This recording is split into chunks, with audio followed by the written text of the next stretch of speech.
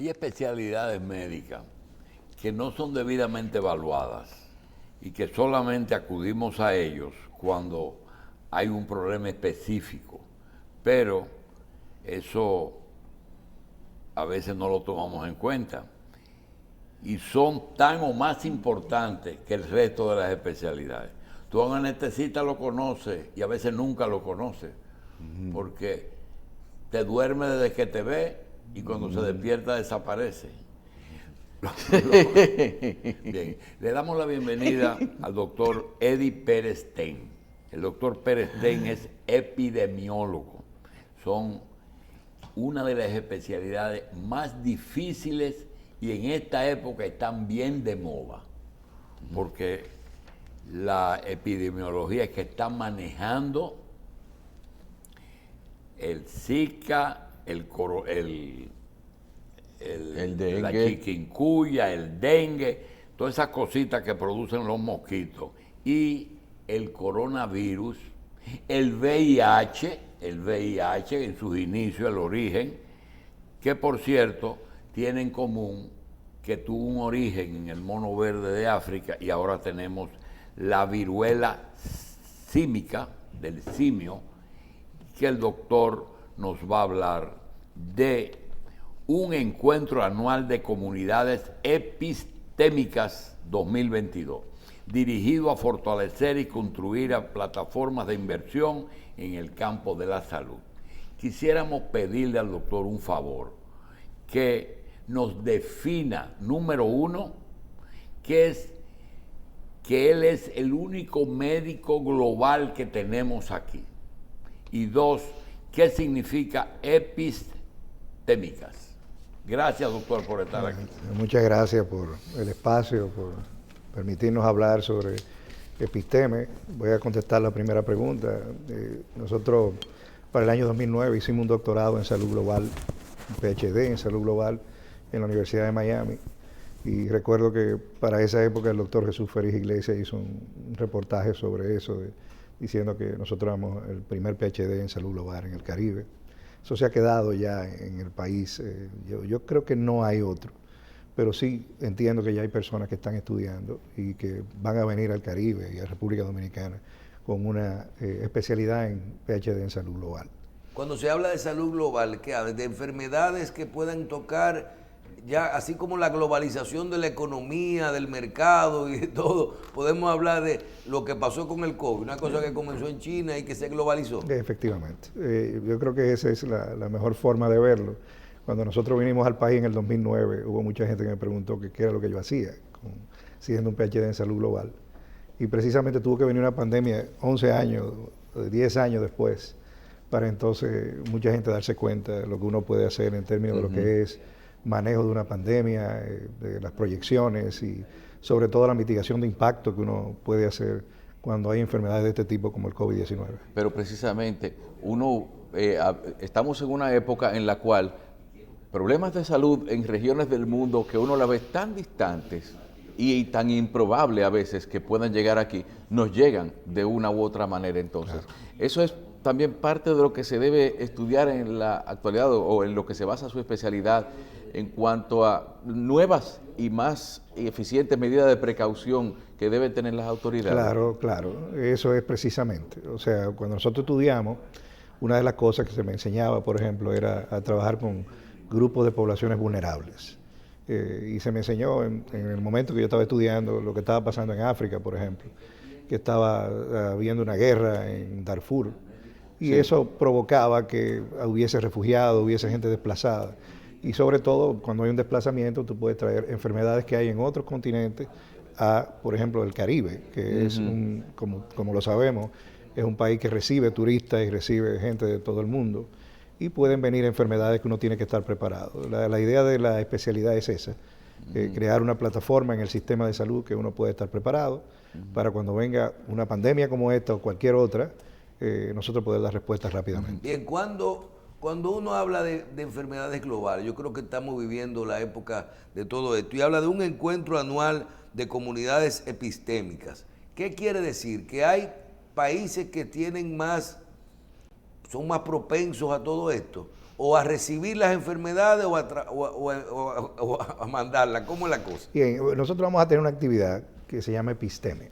Episteme es un término griego que significa conocimiento. Le pusimos una H también, eso fue algo que se ideó el licenciado Antonio de Moya, posiblemente el investigador social más importante que ha tenido la República Dominicana, y él tenía un espacio, ya falleció, tenía un espacio de difusión de información que se llamaba episteme. Nosotros acuñamos ese término para hacer una actividad todos los años a través de una institución de investigación que es Two Oceans in Health, y esa institución hace todos los años un evento que es un encuentro anual de investigadores. Investigadores que cuando hay una unión entre ellos, dentro y fuera del país, se convierten en comunidades epistémicas, es decir, que discuten el conocimiento, que desarrollan investigación en base a las prioridades que tiene un país determinado. Doctor, cuando luego damos los detalles del encuentro, vamos a hablar un poquito de estas epidemias que tenemos. Comencemos con lo más importante que todavía tenemos fresquecito todito, el COVID. ¿Cómo usted evalúa, usted que yo creo que en este momento uno de los especialistas que maneja más sobre todo la parte, yo no digo del tratamiento del día a día, pero sí de saber qué viene? Me imagino que el tema de las variantes o ¿cómo se llama? Las mutaciones, si hay una nueva cepa, todo esto. Háblenos de cuál es la situación real a nivel mundial y en nosotros en República Dominicana con respecto al COVID-19 y a qué tenemos que enfrentarnos. Es una forma de ver lo que precisamente puede ser una enfermedad que se convierte en pandemia. O sea, comienza precisamente en un lugar como comenzó en Wuhan, allá en China, para los primeros casos que se reportaron en diciembre del 2019, a finales de diciembre. Y fíjense cómo se fue haciendo una pandemia, o sea, se comenzó a propagar rápidamente por todo el mundo, por su forma de transmisión sobre todo, una transmisión aérea y que también se transmite en personas que no tienen síntomas, o sea, los asintomáticos también la transmiten. Lo que hemos visto en primer lugar es en los inicios, venía la variante ancestral, como se llama, la de Wuhan, que ahí tuvimos muy poco conocimiento y hubo que hacer muchas cosas para ese momento, que no teníamos vacunas, que no existían tratamientos, estábamos haciendo tratamientos empíricos y hubo una mortalidad en exceso en esos momentos. A medida que pasó el tiempo, hemos visto que el virus hace lo que se llama las variantes, o sea, varía, y va tratando de reproducirse y va haciendo variantes que pueden ser más ofensivas. Por ejemplo, la variante Delta, que fue una variante bastante letal, pero que por fortuna en nuestro país se comenzó un gran plan de vacunación y ese gran plan de vacunación pudo hacer una mitigación de impacto importante, además de que se tenía accesibilidad a los medicamentos.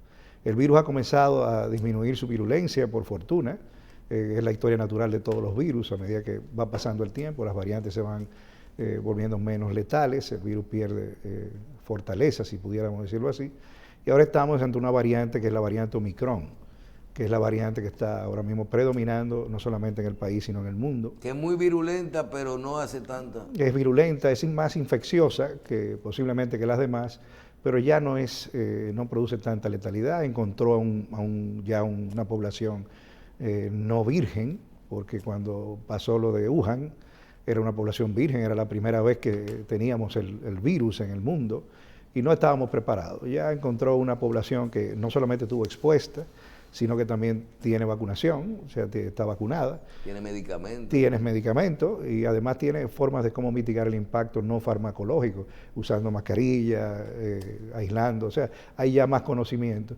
Y entendemos que el virus se va a hacer endémico, tanto en nuestro país como en otras latitudes. Y lo que es cuestión endémico es que es como una gripe, ya viviremos con eso. Que vamos a vivir con eso, como vivimos como el dengue. O sea, vamos a tener periodos que sube y periodos de baja.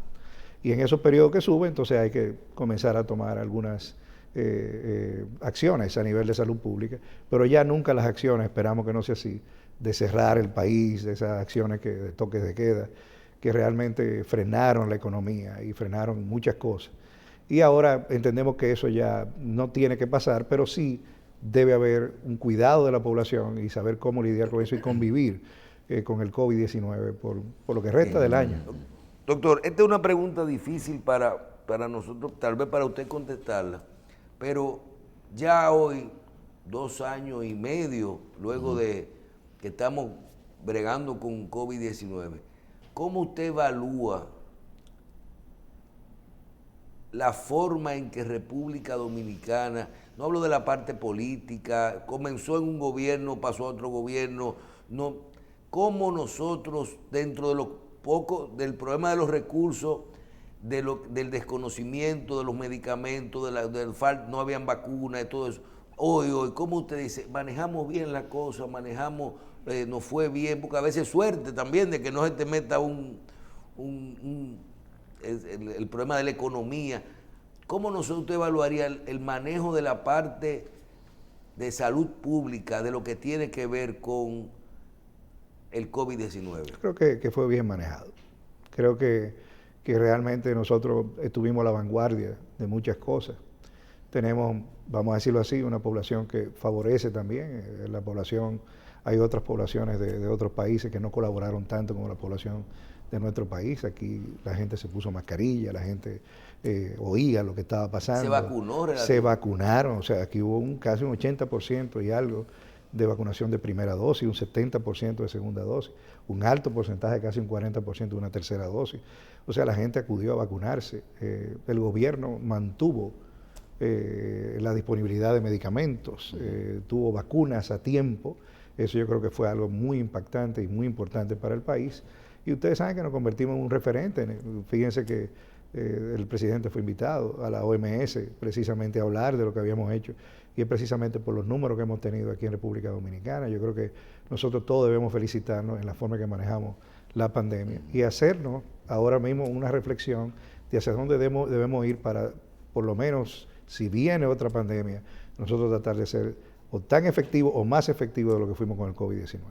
En cuanto a las formas de transmisión, precisamente, en esto de lo que es la salud global, vamos a ver, básicamente la principal fuente de contagio sigue siendo persona a persona, es decir, un trasiego de productos o factores ambientales no son tan importantes para ser tomados en cuenta en un momento de transmisión de una enfermedad. Sigue siendo aérea, sigue siendo un contacto con las personas, la forma más importante de producir la enfermedad. Y por eso, ya como tenemos el conocimiento de que eso pasa, hay formas de cómo prevenir. Hay muchos casos de alimentos, vamos a decir, que pueden, que entre un país y otro, vemos que algunos países no tienen restricciones en cuanto a importaciones de ciertas verduras o ciertas carnes, sobre todo también. Hay muchos casos en eso. En el caso particular del COVID-19 no se ha reportado, claro. No se ha reportado esa forma de transmisión. No, bueno, de COVID. Sí. Okay. Sí. Bien, doctor, dejando un poquito el COVID atrás y antes de hablar del encuentro anual, hay una parte, y usted está obligado a hablar un poquito de la viruela símica, la viruela del mono. ¿Qué es esto? ¿A qué debemos de tenerle miedo? ¿Hasta dónde estamos preparados para manejar esto? ¿Es una enfermedad que se transmite cómo? Y los tratamientos, ¿se muere la gente de eso? Por ejemplo, uno a veces se ha querido, como esto surge posterior al COVID, hay mucha incertidumbre. Te tratan de decir que solamente es que muchos homosexuales en Estados Unidos, pero que si él es homosexual se va con otra gente. Hablen un poquito de transmisión, tratamiento, y a qué tenemos que esperar de esto. Es una enfermedad que resurge, no es una enfermedad nueva como fue el COVID, ya teníamos... ¿Es un virus? Es un virus, es el mismo virus o de la familia, poxvirus, que produce la viruela. La viruela, que usted sabe que es la única enfermedad que se ha erradicado del mundo, precisamente por la vacunación que hubo en los años 70, los años 80 ya comenzó a disminuir la vacunación, precisamente porque comenzaron a desaparecer los casos de viruela. La vacuna de la viruela, no la símica, sino la viruela per se, protege contra la viruela símica. Pero como ya ha disminuido la vacunación contra la viruela, entonces ya tú tienes una población susceptible que puede contagiarse. La forma de transmisión que hemos visto hasta ahora es el contacto de piel a piel, el contacto cercano de las vesículas que producen la enfermedad que puede transmitir la enfermedad y sobre todo si hay mata, doctor. Tiene una mortalidad. Si la comparamos, por ejemplo, con el COVID-19, que la mortalidad es de un 0.05% a nivel mundial. Eso quiere decir que de 100.000 personas muere media. Sí, entonces, fíjate, la mortalidad por COVID no es tan alta, es de un 0.05. Pero la mortalidad por esta enfermedad todavía es mucho menor, es de 0.02. Entonces, eso quiere decir que la mortalidad no es tan alta. Eso no quiere decir que no haya gente que se muera, sobre todo la población que está inmunosuprimida, que es la población precisamente que está más vulnerable. Esa población tiene más alta mortalidad que otra que no está inmunosuprimida. ¿Cuál es el tratamiento para esa enfermedad, doctor? Tenemos vacuna. ¿Hay vacuna? Hay una vacuna, sí, una vacuna que tiene, vamos a decir así, poco manufactura, porque es una enfermedad que se había localizado en África. ¿Entiendes? África Central, África Occidental. Hay vacuna, pero no hay cantidad. No hay la cantidad suficiente, por ejemplo, si se produce una pandemia, que esperemos que no. ¿Quién debe de vacunarse contra esto? Las personas que están más vulnerables para esa enfermedad. ¿Quién es vulnerable? Las personas inmunosuprimidas son las personas más vulnerables cuando hablo de inmunosupresión, es personas que tengan alguna enfermedad que pueda disminuir lo que es el sistema inmune. ¿Es cierto que algunos tipos de contactos son más propensos a Sí, porque es una enfermedad que se transmite. Yo creo que hay que hablar bastante claro en esto. Sí, hay grupos de poblaciones que es lo que más se ha reportado, que no quiere decir que sean específicamente de esos grupos, que son los hombres que tienen sexo con hombres, por ejemplo. Se han reportado muchos más casos en ellos, precisamente por el comportamiento, en la forma en que ellos tienen sus relaciones sexuales. Eso no quiere decir que no haya otras personas que se puedan contagiar. De hecho, se han contagiado en otros países, mujeres, niños, y tiene la particularidad, que eso es muy importante, que mientras el COVID afectaba y mataba más, o sea, era más letal en personas de mayor edad, en esto aparentemente los casos de menores de 8 años, los niños menores de 8 años son los que tienden a tener más alta mortalidad por la enfermedad de viruela del simio. Bien, doctor, Encuentro Anual de Comunidades Epistémicas, Epistem 2022. Háblenos de cuándo es este encuentro, a quién está dirigido y qué se va a tratar ahí. Un encuentro que nos sentimos muy contentos, es el segundo que hacemos. Hicimos Episteme 2021, Episteme 2022 es ahora. Es un encuentro anual para investigadores, para personas que están desarrollando capacidades, personas que están desarrollando gran investigación. En esta oportunidad vamos a tener gente que va a venir de Yale, de la Universidad de Yale, el doctor Stan Vermont. Van a venir personas de la Universidad de Florida, Florida International University, FIU. Y van a venir también personas de la Universidad de Miami. Vamos a tener también en forma virtual a personas de la Universidad de Harvard, el doctor Freini, que está llevando un curso aquí de desarrollo de capacidades en investigación. Y creemos que es una forma de dar lo que nosotros entendimos cuando llegamos al país en el 2009, que era precisamente hacer de la investigación algo que también fuera parte de lo que es la atención médica, del desarrollo del país y generar conocimiento nuevo en base a prioridades de nuestra República Dominicana. ¿Quién está invitado a este encuentro? No, toda persona que quiera hacer investigación, todo personal de salud, toda persona que sienta que quiere incluirse en lo que es la investigación, en lo que es el desarrollo de plataformas de investigación, puede entrar a formar parte del Episteme, tanto virtual como presencial, y crear y seguir creando lo que son las comunidades epistémicas, que no es más que un grupo de investigadores que lleve a cabo investigaciones tanto dentro como fuera del país. Proyectos determinados. Proyectos determinados en salud. Las investigaciones por lo regular involucran universidades, centros médicos y quizás algún laboratorio que esté interesado en esos resultados. Entonces, ¿cómo, más o menos en orden jerárquico, vamos a decir, o de iniciativa de la investigación, cómo regularmente es que se estructura eso? En realidad, tú tienes, y es una gran pregunta, tú tienes primero que tener un investigador que tenga su formación. Sí. Y en base a esa formación, el investigador crea una investigación en particular, en base a una pregunta de investigación. Surge una iniciativa. Sí. Surge una iniciativa en base a algún problema que tenga, si es COVID, si es la viruela del simio, por ejemplo, que es lo que está ahora más en boga. Y tienes que tener un donante, una persona que te financie, y ahí están los organismos internacionales, pero también están los laboratorios, las farmacéuticas, que también ayudan mucho a lo que es el desarrollo de la investigación. Una vez tú tengas eso, entonces comienzas a aplicar la investigación, comienzas a irte al terreno, a buscar los resultados y culmina toda investigación en lo que es cuando ya tú terminas el proyecto, que es en una publicación. Que usualmente se quiere una publicación que se haga a nivel mundial, que todo el mundo la pueda ver y que pueda obtener los resultados que tú tuviste, tratar de desarrollarlo en otros países y hacer políticas de acciones públicas dentro y fuera del país. Bien. Hay una parte que tiene que ver con investigación y que nos llama mucho la atención. En el área de salud, sobre todo cuando se investiga utilizando seres humanos, ¿tiene República Dominicana el marco legal necesario para poder realizar esas investigaciones? Entendemos que sí, entendemos que... O sea, están claras las reglas del juego. Ya viéndolo a usted y este tipo de actividades de encuentro, ya uno dice, bueno, estamos haciendo investigaciones importantes, pero una cosa es investigar una cremita de algo que cuando tú te sientas y tú digas, vamos a buscar, a investigar sobre posibles pomadas contra la viruela símica. Entonces va a venir un grupo y va a hacer eso. Entonces tú dices, ¿quién se presenta, quién se atreve a ponerse la vacuna? Que nosotros hemos desarrollado una vacuna para todas las edades más barata. Eso, ¿tenemos un marco legal, doctor? Sí, en realidad como todo, el conocimiento y la investigación son cosas que no son estáticas, son dinámicas. Y tú siempre vas a tener cosas nuevas que las que vas a tener que hacer una regulación.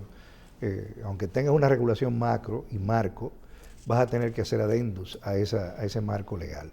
Por ejemplo, el ejemplo más tangible de eso es lo que es células madres, por ejemplo, que es algo, una rama de la investigación muy interesante, muy novedosa, pero que el marco legal todavía no está totalmente definido. El CONABIOS es el Consejo Nacional de Bioética en Salud, es el que revisa todas las investigaciones en base a las leyes gubernamentales que tenemos, y eso es lo que rige ahora mismo en lo que es la ética y la regulación de la investigación en el país. Y en base a eso es que se hacen investigaciones, tanto ensayos clínicos como vacunas, como estudios observacionales que se hagan en la República Dominicana.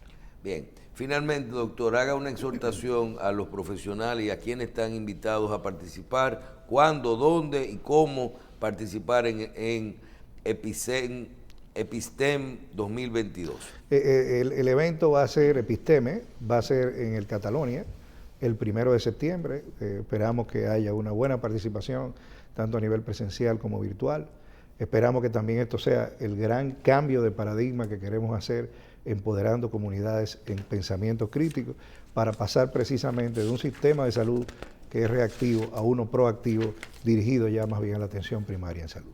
Bien, vamos a agradecer al doctor Eddie Pérez Ten, quien es epidemiólogo y es el único médico global en República Dominicana. Gracias por estar con nosotros, por dedicarse tiempo a estudiar, a investigar y a darnos respuesta a tantas cosas que nos trae ya estos tiempos. Gracias, doctor.